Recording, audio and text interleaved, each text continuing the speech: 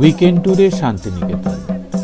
শান্তিনিকেতন মানেই সোনাঝুরি আর আদিবাসীদের পরিবেশন করা নাচ গান। এই ধরনের নাচ গান শুধু শান্তিনিকেতনের সোনাঝুরি নয়, বিভিন্ন জায়গায় আয়োজিত হয়। আর সেই সঙ্গে পা মেলান, গলা মেলান বিভিন্ন পর্যটন। এটাও শান্তিনিকেতনের একটা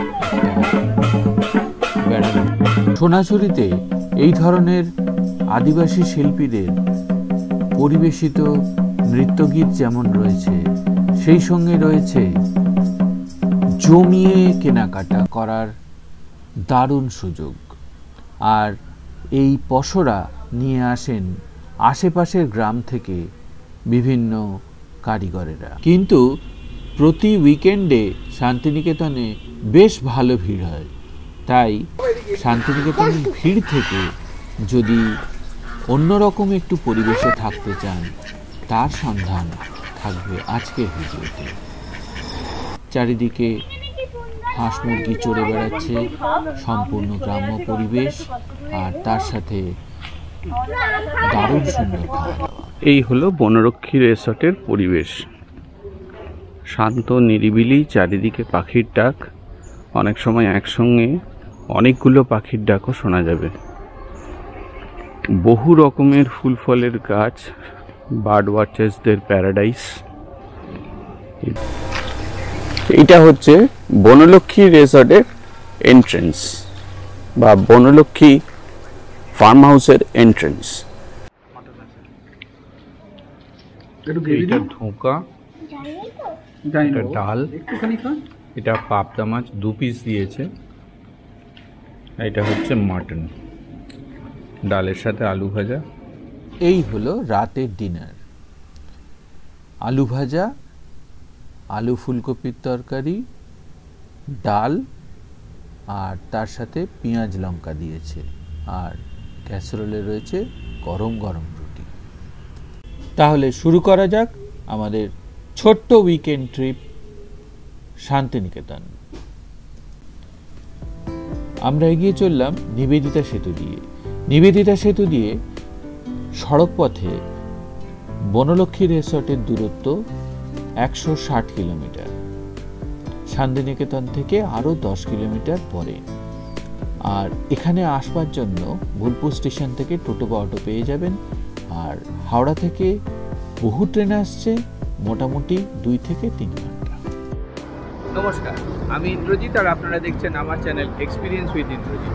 এক্সপিরিয়েন্স উইথ ইন্দ্রজিতে আমার সমস্ত দর্শককে আরেকবার স্বাগত। আপনারা আজকে দেখবেন একটা ছোট্ট উইকেন্ড ট্যুর। উইকেন্ড ট্যুরে যাব শান্তিনিকেতন। শান্তিনিকেতনে এবারে থাকবো একটু দূরে, একটু বাইরে, চৌপাহাড়ি বলে একটা জায়গা। এটা শান্তিনিকেতন আর ইলামবাজারের মাঝখানে। এটা কেমন জায়গা দেখাবো, দেখতে থাকুন। আপাতত ব্রেকফাস্টের জন্য দাঁড়িয়েছি হোটেল নবান্ন। হোটেল নবান্ন হাইওয়ের ওপরে, রতনপুর ফ্লাইওভার ক্রস করার পরেই। আজকে 25শে নভেম্বর সকালবেলা বাড়ি থেকে জাস্ট আগের দিন ঠিক করা একটা প্ল্যান, বেরিয়ে পড়লাম শান্তিনিকেতন যাব বলে। শীত পড়ছে, শীতের শুরুতে হালকা হালকা শীতে অসাধারণ লাগবে শান্তিনিকেতন। এই ভেবেই আমরা দুটো ফ্যামিলি শান্তিনিকেতন যাচ্ছি, দুটো গাড়িতে। আপনারাও ট্রেনেও যেতে পারেন। এখন তো 2 ঘন্টায় শান্তিনিকেতন পৌঁছানো যায়, 100 টাকা ভাড়া মাত্র।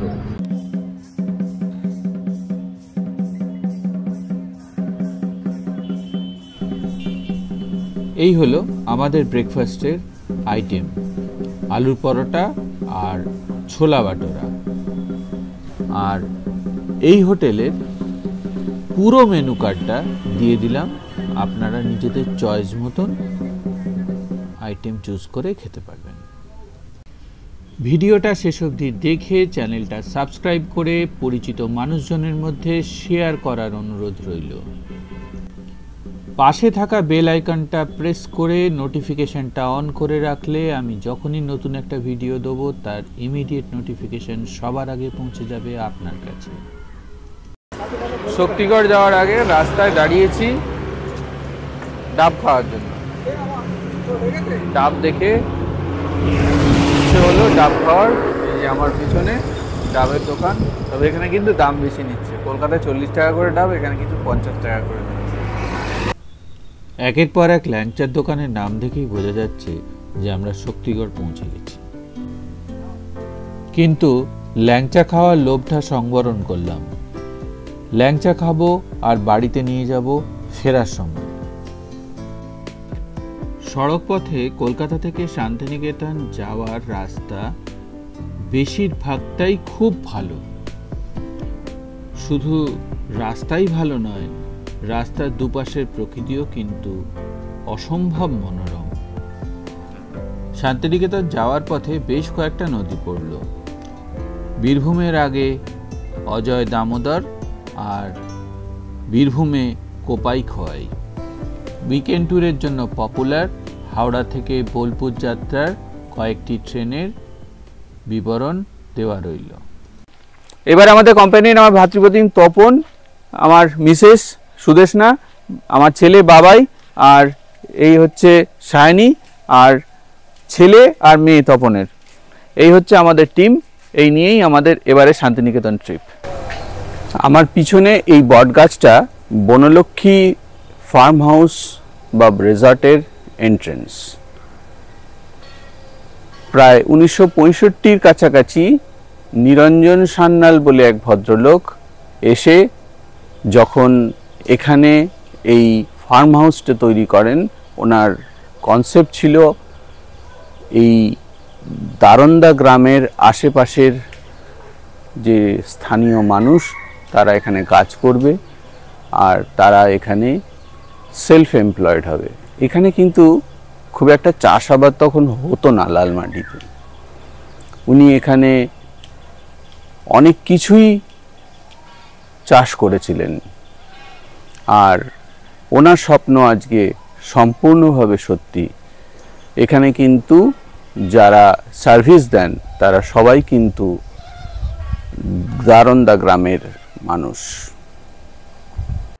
এখন 3:15, একটু আগেই, মানে মিনিট 15 আগে এসে পৌঁছলাম বনলক্ষ্মীতে।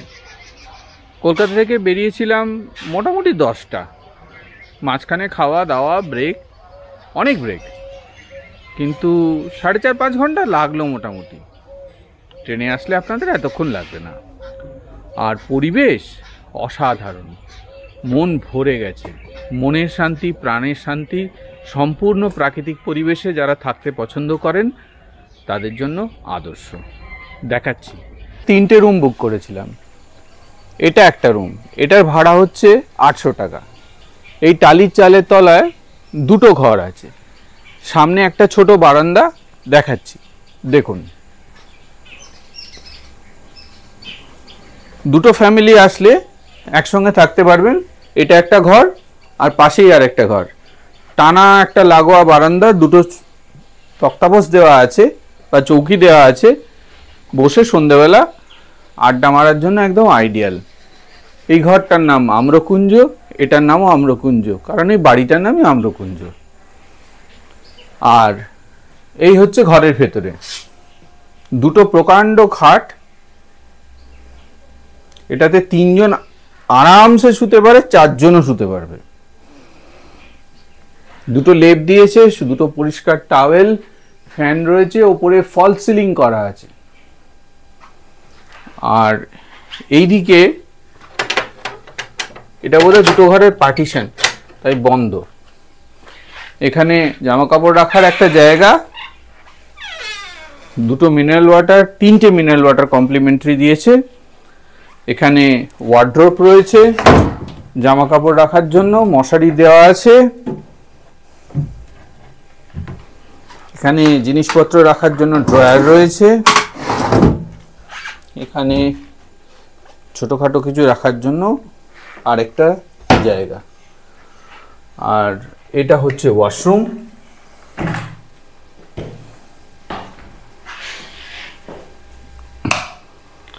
এটা হলো ওয়াশরুম। বেশ বড়, সুন্দর,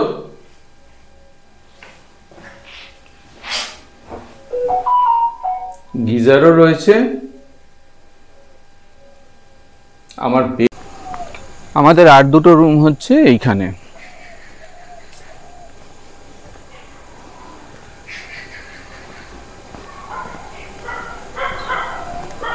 চারিদিকে গাছপালা, প্রচুর পাখির ডাক, একসঙ্গে অনেক রকমের পাখি ডাকছে।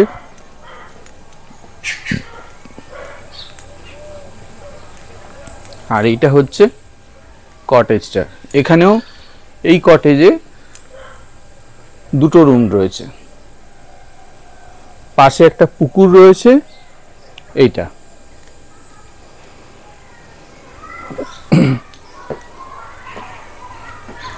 এখানে দুটো সুন্দর সুন্দর বসার জায়গা, এদিকেও দুটো সুন্দর সুন্দর বসার জায়গা। আর এই হচ্ছে রুম। এটার ভাড়া 1000 টাকা। দুটো জানলা, বিশাল একটা কিং সাইজ বেড, টেবিল রয়েছে, শীতের জিনিসপত্র দেয়া রয়েছে, কারণ এখানে এখন নভেম্বর মাসেই বেশ ঠান্ডা পড়ে গেছে, ফ্যানেরই প্রয়োজন হচ্ছে না। এখানেও সেম সিস্টেম, একটা ড্রয়ার, একটা জিনিসপত্র রাখার ছোট জায়গা, একটা ওয়ার্ড্রোব। আর এটা হচ্ছে এই ঘরের ওয়াশরুম।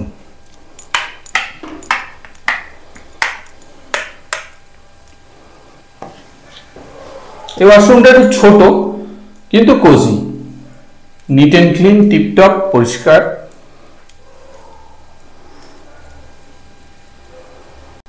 এই রুমগুলোতে পরে বোধহয় এসি লাগানোর ব্যবস্থা রয়েছে, আপাতত এসি নেই।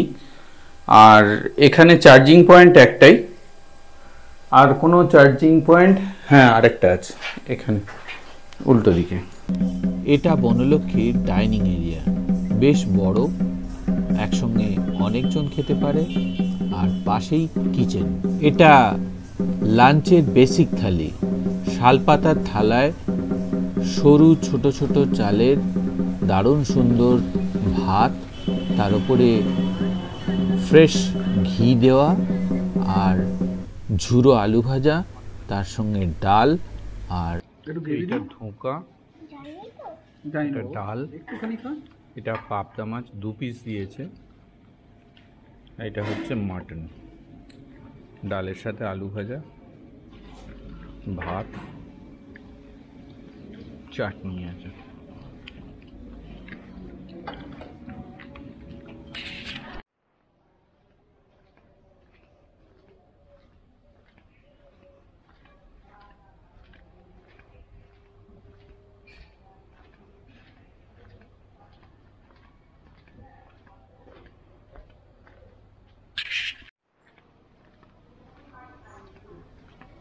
এই হলো বনরক্ষী রিসর্টের পরিবেশ। শান্ত, নিরিবিলি, চারিদিকে পাখির ডাক, অনেক সময় একসঙ্গে অনেকগুলো পাখির ডাকও শোনা যাবে। বহু রকমের ফুল ফলের গাছ, বার্ড ওয়াচার্সদের প্যারাডাইস।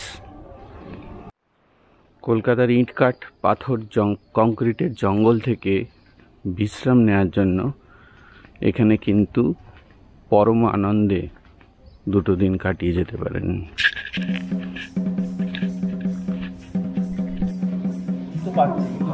এটা হচ্ছে রাতের খাবার, আলু ভাজা, আলু ফুলকপির তরকারি, ডাল, পেঁয়াজ লঙ্কা দিয়েছে, আর ক্যাসারোলে রয়েছে রুটি।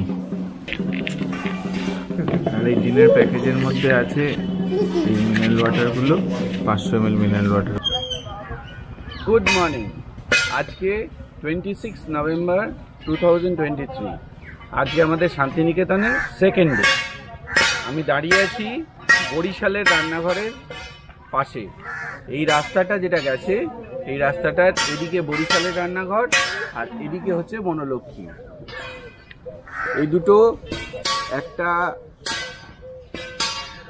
টিমের, দুটো ইউনিটের মতো।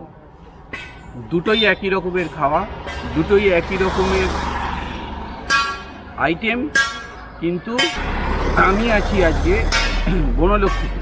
বনলক্ষ্মীতে থাকার ব্যবস্থা আছে, আর বনলক্ষ্মীতে থাকা কীরকম দেখাবো। সম্পূর্ণ প্রাকৃতিক পরিবেশে থাকার জন্য একটা আদর্শ জায়গা হচ্ছে এই বনলক্ষ্মী। আমার পিছনে বরিশালের রান্নাঘর। বরিশালের রান্নাঘরের লাঞ্চ টাইম দুপুর 1টা থেকে বিকেল 4টে। আর এই রাস্তা চলে গেছে দারোন্দা গ্রামের দিকে। শান্তিনিকেতনের দারোন্দা গ্রাম বিখ্যাত। শীতের শুরুতে এলে একদম গ্রাম্য পরিবেশ দেখতে পাবেন।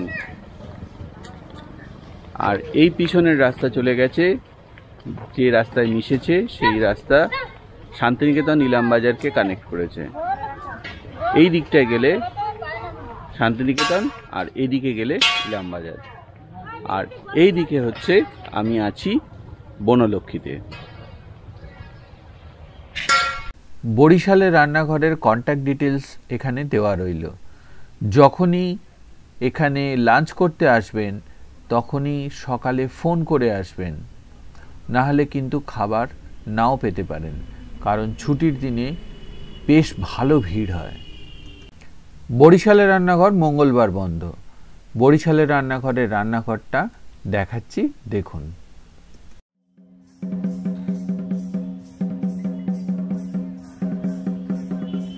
দ্বিতীয় দিন আমাদের শান্তিনিকেতন বেড়ানোর প্রথম গন্তব্য ছিল 51 সতীপীঠের এক পীঠ কঙ্কালীতলা।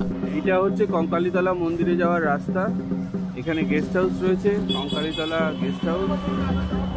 এইটা হচ্ছে তোরণটা দিয়ে ঢোকার মেন রোড থেকে রাস্তা, আর এটা হচ্ছে পার্কিং। এইখানে হচ্ছে পুজোর ডালির স্টল, আর এইদিকে হচ্ছে মূল মন্দির কঙ্কালীতলার গেট। এই হচ্ছে কঙ্কালীতলার মূল মন্দির। সতীর কঙ্কাল মানে কোমরের হাড় পড়েছিল, তাই 51 সতীপীঠের এক পীঠ এই কঙ্কালীতলা।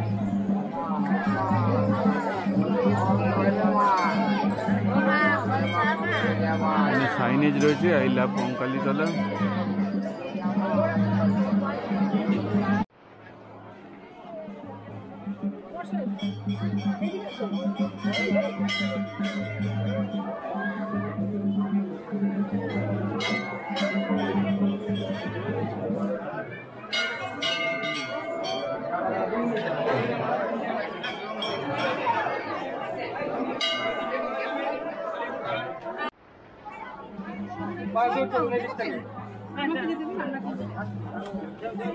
হয়ে গেছে।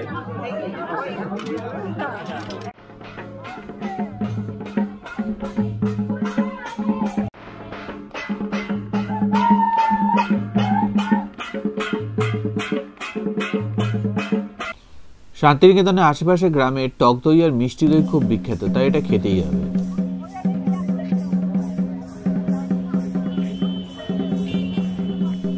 বলার অপেক্ষা রাখে না, আমাদের পরের গন্তব্য সোনাঝুরিতে আমরা পৌঁছে গেছি। প্রায় 12টা নাগাদ এখানে পৌঁছেছি। খুব অল্প সময় ছিলাম, অল্প কিছু কেনাকাটা আর অল্প কিছু খাওয়া দাওয়া করেই আমরা রওনা দিয়েছিলাম তারাপীঠের উদ্দেশ্যে।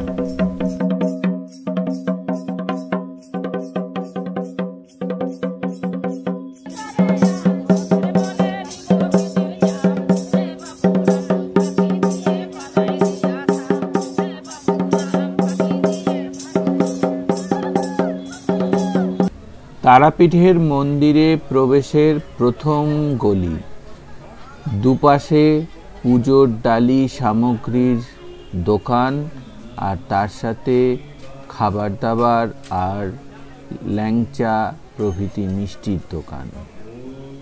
সোজা একটু এগিয়ে গেলেই মন্দির চত্বর শুরু।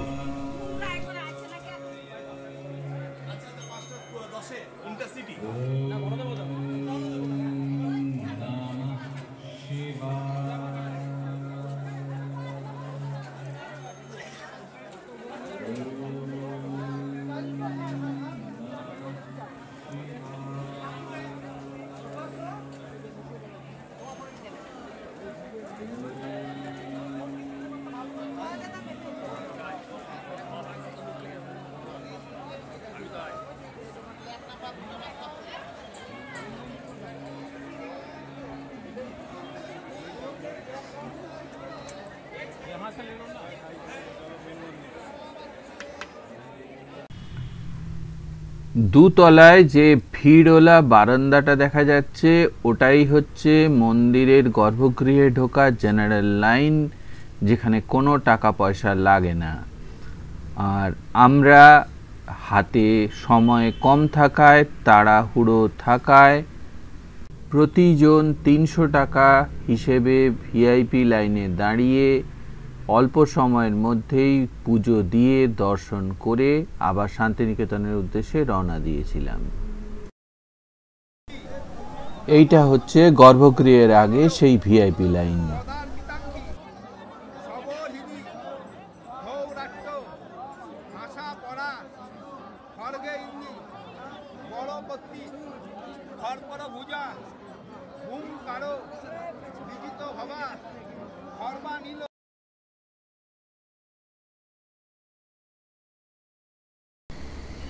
এবারে দেখা যাক বনলক্ষ্মী ফার্ম হাউসের রাতের অ্যাম্বিয়েন্স।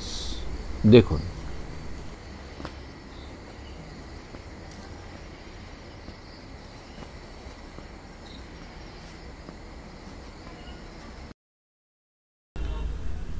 এইটা হলো রাতের ডিনারের বেসিক থালি। মিক্স ভেজ, আলু ভাজা, ডাল আর ভাত। ভাতের বদলে রুটিও নেওয়া যায়। এটা হলো চিকেন। পাটনা চিকেনের কালারটা একই, গোলবাড়ির মতন। টেস্টটা কেমন খেয়ে বলতে। তৃতীয় দিন সকাল চেক আউট করার আগে বনলক্ষ্মী রিসর্টটা একটু ভালো করে ঘুরতে বেরিয়ে পড়লাম। প্রথমেই নজর পড়ল নিরঞ্জনবাবুর ব্যবহার করা 1965 সালের গাড়ি।